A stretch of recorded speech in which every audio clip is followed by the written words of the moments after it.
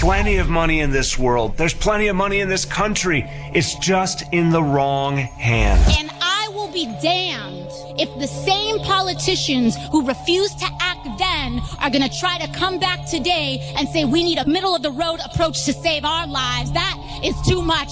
Give us some of that socialism that the oil and gas industry has had for a century. Freedom is back in style.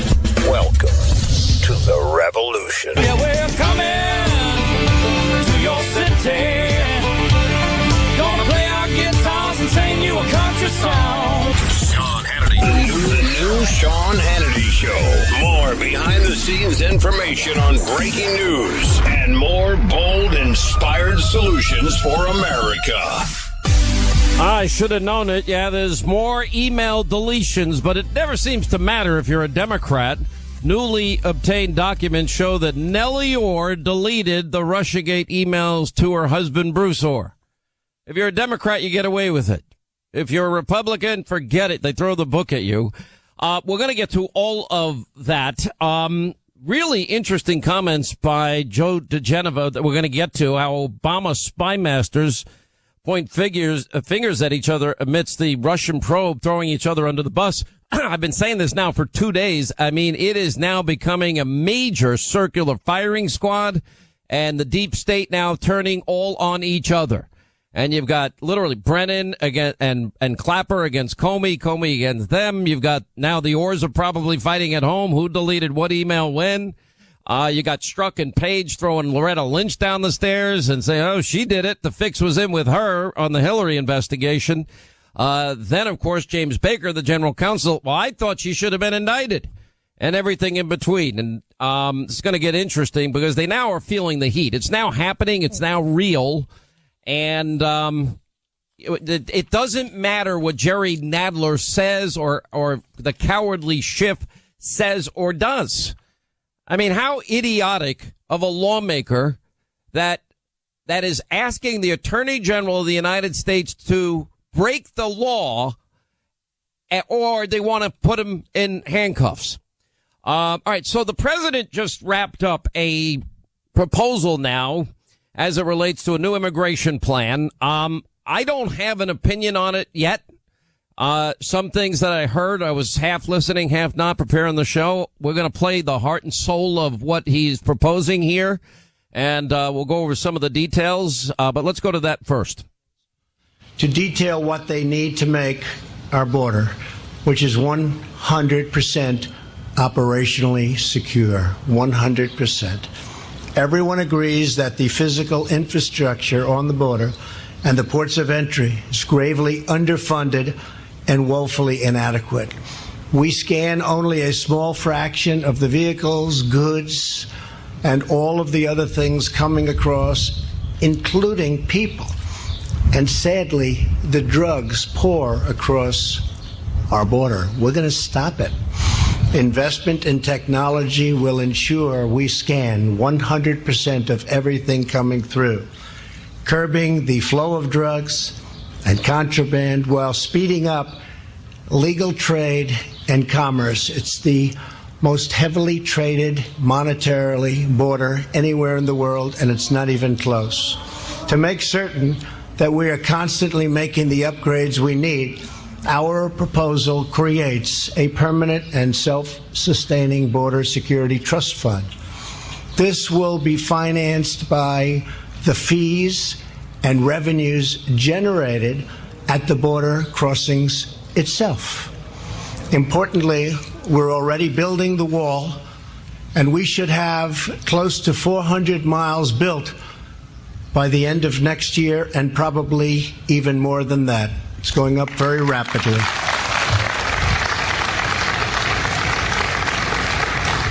And I want to thank the Army Corps of Engineers who are doing a fantastic job on the wall. And that's a wall that is desperately needed.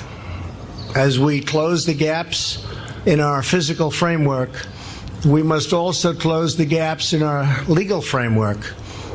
Critical to ending the border crisis is removing all incentives for smuggling women and children. Current law, that's right.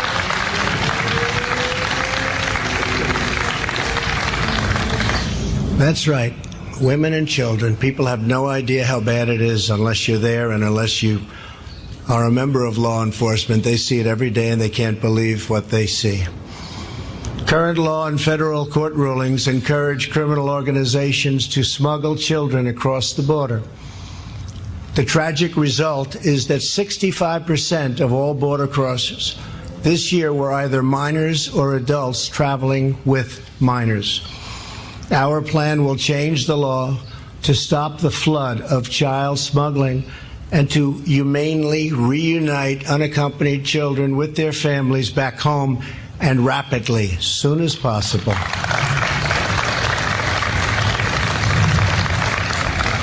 We must also restore the integrity of our broken asylum system. Our nation has a proud history of affording protection to those fleeing government persecutions. Unfortunately, legitimate asylum seekers are being displaced by those lodging frivolous claims. These are frivolous claims to gain admission into our country. Asylum abuse also strains our public school systems, our hospitals and local shelters, using funds that we should and that have to go to elderly veterans, at-risk youth, Americans in poverty, and those in genuine need of protection. We're using the funds that should be going to them, and that shouldn't happen, and it's not going to happen in a very short period of time. Have to get this approved. My plan expedites relief for legitimate asylum seekers by screening out the meritless claims. If you have a proper claim, you will quickly be admitted. If you don't, you will promptly be returned home. Crucially,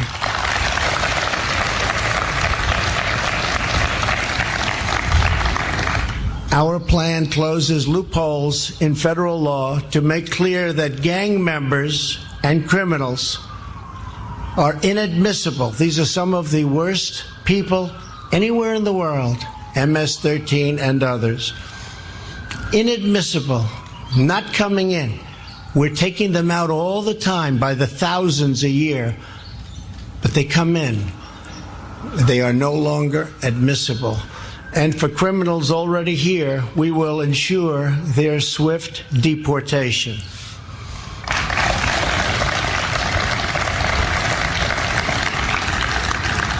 We will keep our communities safe. Americans can have complete and total confidence that under this plan, the borders will finally be fully and totally secured.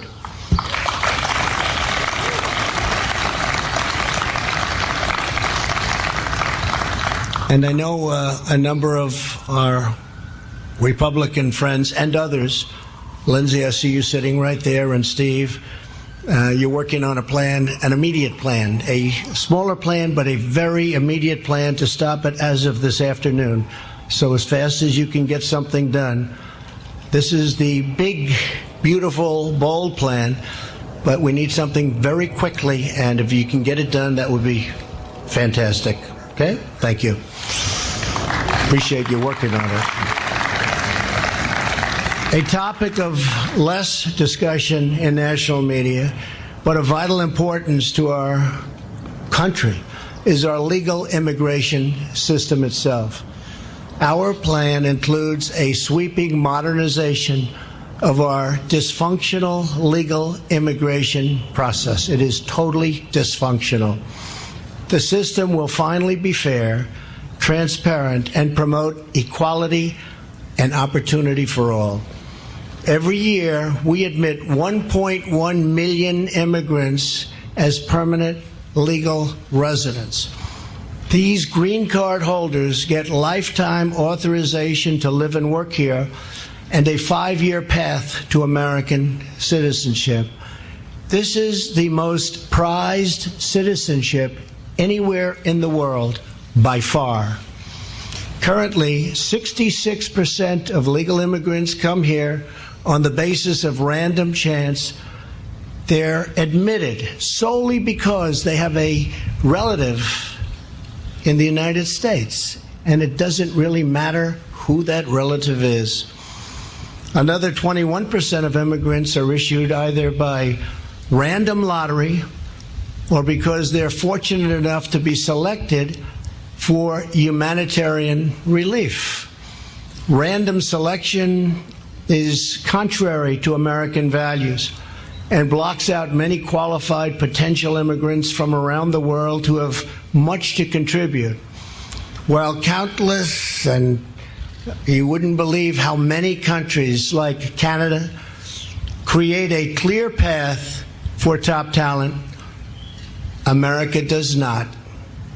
Under the senseless rules of the current system, we're not able to give preference to a doctor, a researcher, a student who graduated number one in his class from the finest colleges in the world. Anybody, we're not able to take care of it. We're not able to make those. All right, let me jump in here. Breakthroughs. I think we got enough of the details. Let me give you some of the details as we've been putting them together. Again, this is just happening in the last 25 minutes. But the proposal that would, go a long way towards stabilizing an out-of-control system. But in part, it would put new requirements on immigrants seeking to enter the U.S. Like, for example, I know that Australia and New Zealand, you've got to invest money to get in their country, or you have to have a needed and desired skill. And if you get caught trying to sneak into Australia, you don't get to put 1 foot on their land, on their soil. Now, you get basically food, water, medical attention if you need it, but not on their soil. And then you set on your way home, and they will take you back out to sea. That's how whatever boat, whatever way you got there. Now, it would put the requirements on immigrants seeking to enter the U.S. in addition to mandated checks like health screenings, background checks. We got to be able to vet anybody that comes in here now at this point. We have too many people that want to destroy Americans and America. Immigrants would be required to pass a civics test. They would receive points based on age, English proficiency. English is the language of opportunity in America and success. That's just a fact. Doesn't mean that one language is better than another, but if you want to have the most opportunities, speaking English is at the top of the list. If you have an offer of employment and educational levels, on the security side of it, the wall completion in 33 designated prioritized areas, creation of a fee-based sustainable fund to continue to modernize border infrastructure, modifications to streamline the process, which is a smart thing to do also for those seeking asylum, including expedited adjudication of asylum hearings and prompt removal of illegal border crossers.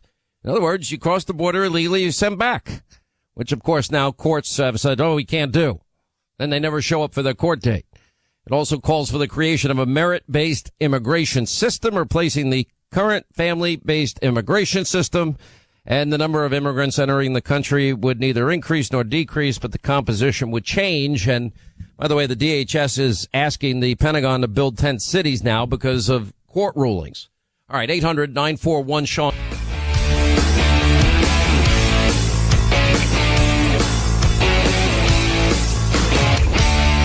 There's a meeting at the FBI before Comey goes, and one question on the table is, do you tell the president-elect that he is not under investigation as part of what the FBI is doing? And as Comey has testified and written at his book, you very forcefully argued that that should not be communicated to President-elect Trump. Why? Because I didn't think it was accurate. Because I thought that by that point in time, that the president fell within the category of what we would describe as the subject or a subject of the investigation, meaning that as the head of the campaign, and given the scope of the investigation that we were conducting relative to the campaign, I thought that his activities fell within the scope of what we were investigating, and that's the definition under Department of Justice guidelines about what a subject is, that the activities of the person fall within the scope of the investigation. So therefore, I didn't think it was accurate to say that he wasn't under investigation. And Jim and I had many discussions about that, and I know he's testified and written about it. And what did he say back to you? He disagreed. He disagreed. And on what grounds? What did he say? He thought that was too far of a stretch, and he just didn't feel comfortable saying that to at that point in time, I guess he was the president-elect, because he thought, my recollection is, I think he thought it would be, what's the word exactly, too confusing, hard to understand, be misinterpreted, and he just didn't think it was the right thing to do. All right, that was James Baker, general counsel under Jim Comey, saying he urged Comey not to tell Trump he was the subject of an investigation. I didn't think it was accurate to say that he wasn't under investigation. Did this on some podcast and also defended the decision not to give the Trump campaign a defensive briefing on the FBI probe and, no spying on the Trump campaign. That's just a lie. They're all repeating this lie. The focus was Russia. Well, if it was Russia, how do you ignore the dirty Clinton dossier that everybody knew about, that everybody was warned about before the election? And even the New York Times suggesting, as we've been telling you, that it could have been Russian disinformation from the beginning. How do you justify this? Now, what's happening here is real, and that is they're all turning on each other.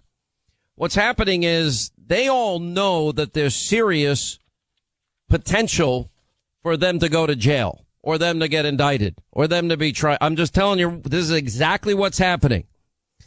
Baker further goes on. Now, remember, he was the one that said, I kind of thought that Hillary needed to be indicted as it relates to the email server, because there was classified information there. There was top secret information here. But, this now new talking point that this is not spying is just not accurate and true. And of course he's going to defend the FBI's handling of the dossier, saying, well, we took it seriously, but we didn't necessarily take it literally and did not treat it as literally true in every aspect. They absolutely were warned what it was. That's the whole issue behind, Kathleen Kavlik and John Solomon's reporting. They were all told that, hello, this isn't true. And then, of course, then we had Bruce Orr under closed door testimony saying he told everybody at the FBI and the Department of Justice. This is not verified. It's Hillary bought and paid for. And also that Steele hates, and the same thing with Kavlik, hates Donald Trump. And then everybody that worked first on rigging Hillary's investigation. There was a real crime with the real intention of destroying the evidence, that, of course, being the destruction of 33,000 subpoenaed emails and everything else that happened. But the dossier was packed with unverified lies. Now, the problem is, even as Baker says that it was salacious and unverified as it relates to the dossier, and that's what Jim Comey told then President-elect Trump at Trump Tower in January of 2017. Problem is, in October of 2016, after the two warnings, one from Kavlik at the State Department, who met with Christopher Steele, and then Bruce Orr, who warned everybody as well. Well, they were told that it's not verified, but the problem for Comey is he said salacious and unverified in January of 2017, but verified is at the top of any FISA application. So then he's either lying to the president-elect in January or he's lying on the FISA application. Either way, it seems like he believed it, like a lot of other people believed it. And we can't forget that the pit bull, who apparently, according to new developments and reports, Andrew Weissman, he was also briefed in August of 2016. They took this thing and they ran with it, and they used it as the basis to spy on the Trump campaign. And I'm hearing from a lot of people that the Inspector General's report is going to be devastating. And likely they broke the law in every case and abused power. So it's going to be interesting to watch what happens on that. Now, we have other issues here. The launch of the formal inquiry into the origins of the Russian investigation Mr. Durham is now involved in. The Attorney General has promised that he is going to pursue with a vengeance. And being led by one of the Justice Department's toughest prosecutors, now we have a new round of behind-the-scenes finger-pointing among Obama administration officials. And I think it's to watch this circular firing squad begin to form is quite fascinating. But anyway, a key dispute this week concerns whether the FBI director, then Comey, or then CIA Director Brennan, or both, pushed the unverified Steele dossier containing claims about the president and his relationship to Russia. They're all pointing fingers at each other. In other words, that a dossier that was never... Well, first of all, the FBI, for him to say he's not spying on people, Comey, when he signed the first dossier, what was it for? To wiretap and spy on Carter Page, and through Carter Page, it gave them a backdoor into all things Trump campaign, and then later Trump transition, and then later the Trump presidency. It's amazing that Comey says in 2016 that Brennan insisted on including the dossier in the assessment, but Brennan says, nope, Comey wanted to use the dossier. Now, Mark Meadows in North Carolina has long demanded answers about the origins of the probe. Meadows said they know the truth is coming, and now they're all just throwing each other under the bus, which has been my point for the last few days. And the records, with the records on Fox News that a late 2016 email chain, December 2016 to be more specific, indicated Comey told Bureau subordinates that Brennan insisted the dossier be included in the intelligence community assessment, or what they call the IC assessment, and on Russian interference, known as an ICA, that the email chain has not been made public. This is what Trey Gowdy and Lindsey Graham have been telling us for the last week or so. And Brennan, along with the Director of National Intelligence, Clapper, the ones who opposed Comey's recommendation. That's what they're saying. But Comey's saying something very different. Fox News did reach out to Comey's legal team twice and provided the statement of the former CIA official. They didn't get a reply. Shocking. On the record. And Comey's often posting his sanctimonious, self-righteous super patriot Twitter posts.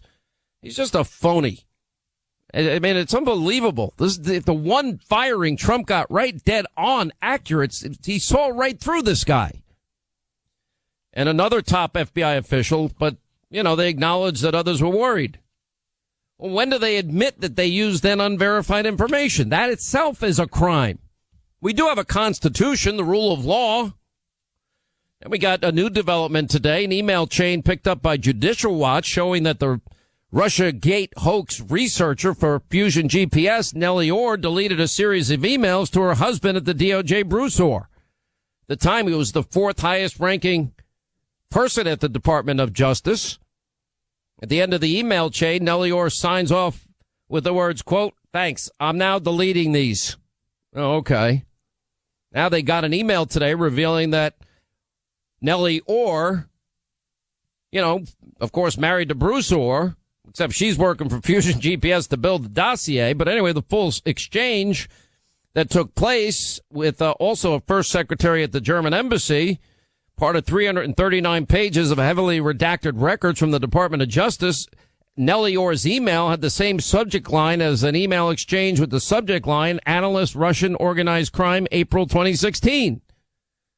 The email is disturbing, suggests documents relevant to improper targeting of the president were destroyed, said Tom Fitton of Judicial Watch. Here's an interesting prediction by Jonathan Turley that a world of hurt awaits Jerry Nadler if he continues to press for grand jury information. He said, you're heading into a world of hurt if you go to the D.C. circuit. And Turley pointed out, as Barr has pointed out, that the federal rules of criminal procedure do not allow the attorney general to disclose secret grand jury information that was redacted from the Mueller report. And a D.C. court recently ruled on the very issue in a case called McKeever v. Barr, deciding that outside the specific exceptions outlined in Rule 6E, courts do not have authority to order disclosure of grand jury information. So, what Nadler and company are asking for is illegal. And they're supposed to be lawmakers. It's pathetic. By the way, the FISA court approved 95% of surveillance applications last year. Just in case you're interested, that was in the Bangor, Maine Daily News. And I think that they're going down in a big way. And all these people, they can't handle the Trump one, and now they can't handle that Mueller didn't give them what they wanted. This is the fourth time they didn't get what they want. All right, 800-941-SEAN, toll-free telephone number. When we come back, our friend Greg Jarrett and our other friend David Schoen, they're going to weigh in on all these new developments.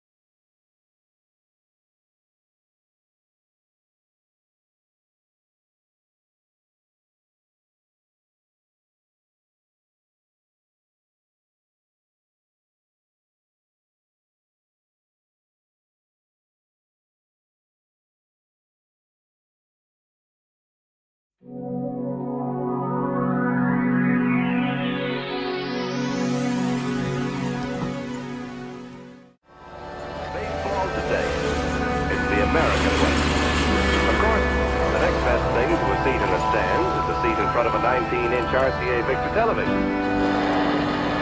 One more day to Labor Day weekend, the traditional occasion for tasty outdoor barbecues or picnics.